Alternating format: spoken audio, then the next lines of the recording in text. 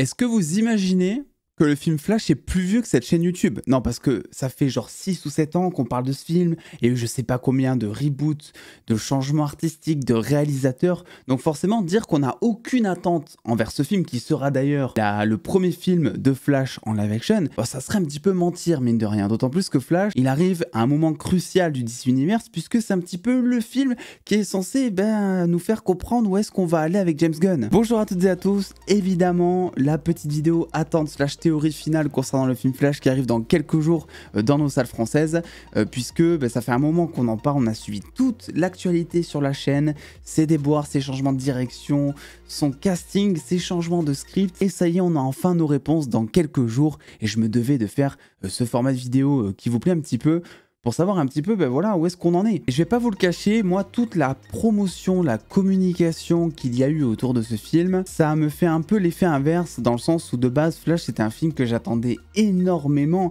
même pas pour ses caméos, même pas pour l'explication qu'il y aurait par rapport au DC Universe, mais beaucoup plus juste pour Flash, parce que bordel, c'est la première fois qu'on va avoir un film Flash en live action, c'est un de mes héros favoris chez DC et j'en attends beaucoup de base. Mais, eh bien vous l'avez vu, au fil des semaines, on a fait aussi des vidéos, les critiques presse, les critiques spectateurs sont tombés lors des premières avant-premières, Warner Bros a mis le paquet au niveau de la communication et en fait tous les avis sont quasiment jusque-là en tout cas unanimes. Donc tu sais pas vraiment ce qui se passe. Est-ce que c'est les gens qui ont vraiment kiffé?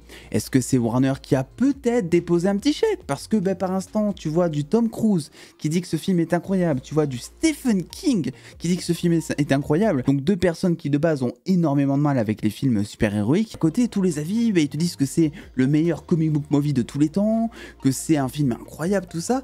Mais moi, tout ce truc, ça a donné l'effet inverse en me disant, ça sent un peu l'anguille sous roche, tu vois ce que je veux dire? Méfions-nous.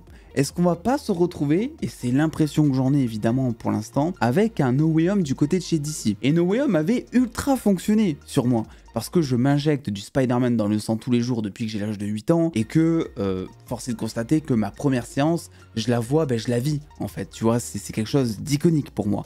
Mais concernant Batman, moi, le Batman de Keaton, c'est pas mon Batman, par exemple. Et tous les caméos qu'il va y avoir dedans, on en a beaucoup parlé aussi sur la chaîne, c'est pas, on va dire, des personnages dont je suis ultra fan, c'est des personnages que j'apprécie. Pour autant, est-ce que je vais avoir l'effet No Way Home? Mais je pense pas. Donc, le souci avec ce film, c'est que si c'est un espèce de No Way Home qui va, durant 100% de son film ou presque, surfer sur la nostalgie, ça va me poser un souci.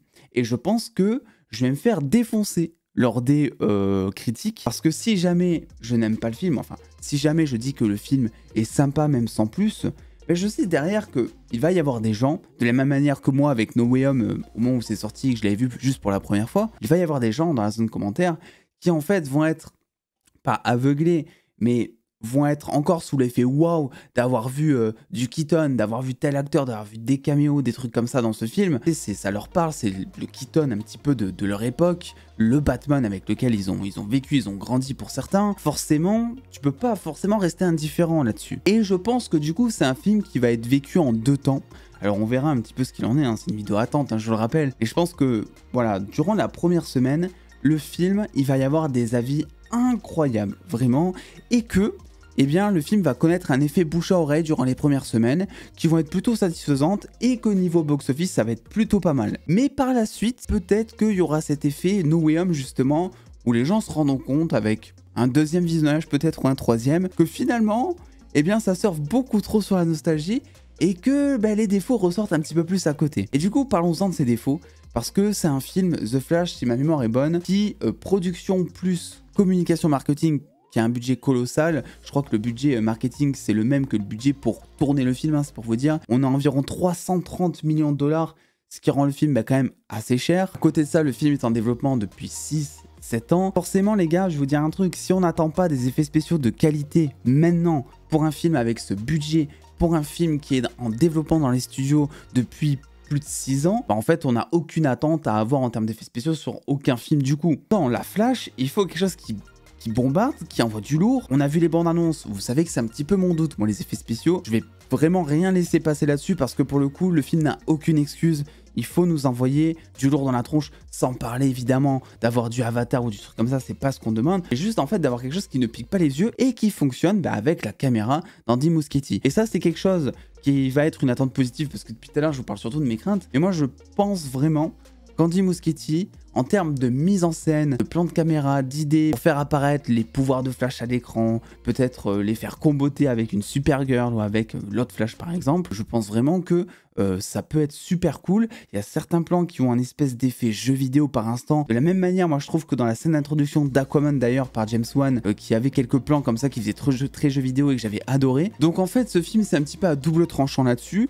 Parce que si jamais la mise en scène est incroyable, ça peut rattraper certains effets spéciaux qui seraient un petit peu bancals par exemple. Et à côté de ça, j'ai une de mes plus grosses attentes qui ne sera sûrement pas satisfaite d'après ce que j'ai entendu à droite à gauche. Mais j'aimerais beaucoup que Flash nous donne des réponses en fait. Savoir dans quel univers on va finir, savoir si on va créer un nouvel univers, savoir bref... Comment est-ce que scénaristiquement, le fait qu'Henry Cavill ne soit plus Superman, ça va être justifié. Voilà. Est-ce qu'on va le comprendre tout ça sans directement te le dire, mais est-ce qu'on va te dire que voilà, je sais pas, par exemple, toute la réalité du DCEU, donc avec Henry Cavill, tout ça, je sais pas, ça a été détruit sur un malentendu, et que là on va attaquer totalement autre chose.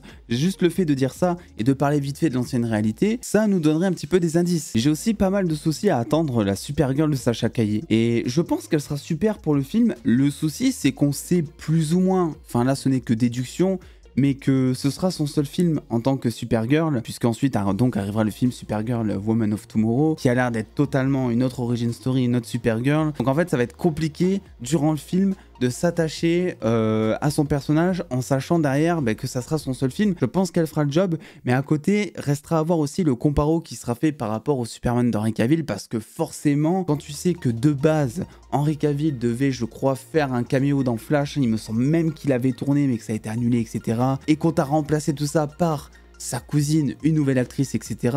Chose que ne voulaient absolument pas les fans. Ça va être intéressant de voir justement, je sais pas, les gros fanboys d'Henry Cavill de base qui vont voir cette Supergirl, comment est-ce qu'ils vont réagir. Il y a deux points par contre où pour l'instant ça a l'air plutôt satisfaisant. La musique du film, on a eu quelques extraits déjà qui ont été dévoilés, qui a l'air plutôt marquante. En vrai, je pense que ça va être une très bonne BO, et de la même manière d'ailleurs que Black Adam. Black Adam, moi j'avais adoré la BO parce que je la trouvais assez marquante et assez différente du reste, et ça fonctionnait plutôt bien. Là je pense que niveau Flash, on va jouer un peu là aussi avec les tons un peu nostalgiques du Batman, avec des éléments aussi de la Speed Force, et parlons-en aussi de cette Speed Force, puisque il faudra expliquer, je l'espère, comment est-ce que l'éclair bleu devient jaune, en fait, si tu veux. De ce que j'ai vu vite fait, il y a un comics préquel qui est sorti, apparemment c'est expliqué dans le comics préquel, donc est-ce qu'ils vont l'expliquer là dans ce film? J'espère, parce que il faut quand même raccorder tout ça. Alors évidemment, une des plus grosses attentes du film que j'ai, c'est concernant toute la scène de la Speed Force. Donc vous le savez, Barry voyage dans la Speed Force pour retourner donc dans le présent de Lotte Barry Allen avec le Batman de Keaton. Et durant ce voyage, on est censé voir plein de caméos, plein de choses, etc. Donc je suis très curieux de découvrir cette scène qui, je pense, si c'est bien fait, sera une des scènes les plus marquantes de ces dernières années concernant DC. Que la Speed Force de Flash, on la connaît très bien, d'autant plus si on a regardé la série de la CW. C'est quelque chose qui nous est très familier. Donc j'ai hâte de voir à quel point ils ont changé les choses, à quel point ils ont réinventé le truc, et aussi les petits caméos évidemment. On parlait de comparo avec Superman, je pense qu'il sera aussi fait avec le Général Zod. Voilà, je pense que le Général Zod, forcément, grand méchant de Man of Steel, qui était impeccable. Tu vois, le Général Zod, il y avait quasiment rien à redire. Là, je pense que dans ce film, et c'est le but, ça va pas du tout être le même personnage, la même ampleur, le même charisme. Finalement, presque de la même manière que Thanos dans Infinity War, où il était ultra développé, ultra intéressant, et dans Endgame où c'était juste un espèce de gros soldat qui n'était pas très développé, parce qu'en fait on avait déjà développé Thanos dans le précédent film. Là c'était une nouvelle version, et juste on donnait voilà, le nouveau but en mode ok, je suis le nouveau variant de Thanos, je vais récupérer les pierres, je vais tout détruire, et puis ça suffisait pour l'histoire d'Endgame. Et là je pense que pour Flash c'est pareil, on a déjà développé le Général Zod, donc on a déjà sa haine envers Kal-El de base, même si là ça va être pour Supergirl, et finalement je pense que c'est juste un méchant qui va servir finalement la puissance de Supergirl, puisqu'on est censé se retrouver avec un combat Supergirl contre Général Zod, et je pense qu'en fait ça va juste servir à te montrer à quel point Supergirl peut être ultra puissante et badass. À côté, on le sait, le Général Zod normalement c'est pas le vrai méchant, le seul méchant on dira. Donc c'est pour ça que je pense que le Général Zod va surtout servir d'enjeu, d'obstacle envers les héros, de levier scénaristique, mais qu'au final le vrai danger ce sera pas vraiment lui. Donc ouais, il y aura forcément des déçus, et je vois déjà des gens venir en me disant ouais, General Zod ils ont totalement chié, rendez-nous Zack Snyder, il avait fait un super bon taf. En vrai oui, Snyder avait fait un super bon taf dessus, mais je pense pas que ce soit l'enjeu du personnage d'avoir une présence, un développement, un charisme aussi présent que dans Man of Steel. Et en vrai, les costumes aussi ont l'air plutôt pas mal. Alors j'ai un petit peu de mal avec le casque de Barry Allen, je dois dire. Même si je comprends tout l'enjeu de mettre un espèce de casque allongé, on dira, pour permettre à Barry de courir plus vite, comme s'il avait un aileron sur sa carrosserie de voiture, quoi, tu vois. Mais j'avoue que même si tout le costume paraît ultra stylé, avec tous les flux d'énergie qui passent jusqu'au logo et tout, le casque, à voir en action du coup. Pour finir, on nous a vendu de l'enjeu un petit peu émotionnel avec Barry Allen, puisque vous le savez, il y aura 2 Barry Allen, dont un qui essaiera de retrouver et de corriger la mort de sa mère, qui a donc normalement été assassinée. Et normalement, c'est un enjeu qui est assez cornélien dans Flashpoint, puisque eh bien, Barry essaie de retrouver sa mère pour la sauver dans une autre réalité, on dira, et de tout réparer. Donc en fait, il se rend compte qu'il n'y a pas vraiment de solution, parce que si jamais il fait ça, en gros, tout voilà, l'espace-temps, le flux temporel, appelez ça comme vous voulez, tout se fait totalement démonter. Et donc, en fait, le choix à faire derrière, c'est de laisser sa mère canner pour réparer son voyage temporel, pour remettre le flux temporel en place. Donc ça veut dire que si jamais dans ce film, Barry Allen laisse sa mère en définitive totalement cannée parce qu'il se rend compte que c'est la seule solution pour réparer tout l'espace-temps, ça risque de donner certaines scènes émotionnelles qui peuvent être vachement cool, intéressantes à regarder. Et concernant Ezra Miller, bon, c'est vrai que je suis pas ultra fan de son Flash, même si je trouve qu'il fait un très bon Barry Allen pour le coup. Il y aura toujours, je pense, cette manière bizarre de courir, même si en vrai ça c'est un truc auquel je me suis habitué, je sais pas vous, mais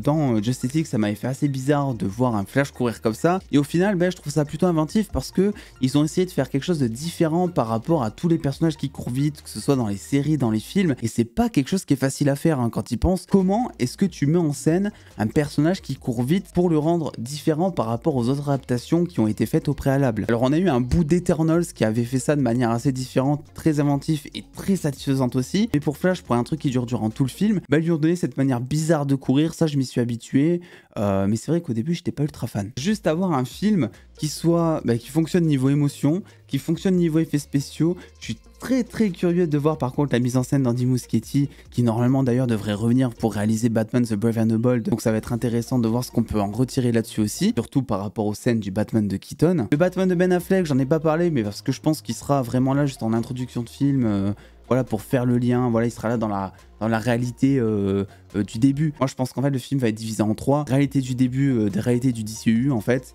réalité alternative avec le Batman de Keaton, et la fin avec une toute nouvelle réalité. Donc je pense que malheureusement le Batman de Ben Affleck il sera là vraiment que pour 10-15 minutes dans le film, grand max, et qu'ensuite on le verra plus. J'ai aussi vu quelques trucs concernant les scènes post-crédit. Je pense que même du coup si j'adore le film, il y aura quand même une petite partie salée dans ma critique, on verra un petit peu. J'attends vraiment de voir le film pour être sûr de ce que je vais vous avancer, mais voilà, ça ne sera potentiellement pas sans sel cette critique, même si j'adore, je surkiffe le film. Et puis écoutez, maintenant il n'y a plus qu'à croiser les doigts en espérant que tout ce qu'on a vu sur le film durant sa promotion soit vrai, que ce soit un film gigantesque, que ce soit lunaire, que l'on prenne une claque, je ne sais pas. J'espère juste qu'ils vont pas trop utiliser le côté nostalgique, enfin qu'ils vont l'utiliser, oui ça c'est sûr ils vont l'utiliser, mais est-ce qu'ils vont le faire de manière intelligente? Est-ce qu'à côté on n'aura pas un scénario totalement pété comme No Way Home? Reste à voir ce qu'il en sera. Donc écoutez, n'hésitez pas vous à me donner vos attentes en commentaire. Est-ce que cet effet de promotion a eu comme moi totalement l'effet inverse sur vous et au final vous avez plus peur que vous êtes hypé? C'est la question que je vous pose. N'oubliez pas le pouce bleu et l'abonnement si ce n'est pas déjà fait, avec la cloche évidemment, et puis en attendant les dos, prenez soin de vous, faites-vous bien kiffer, des bisous les dos.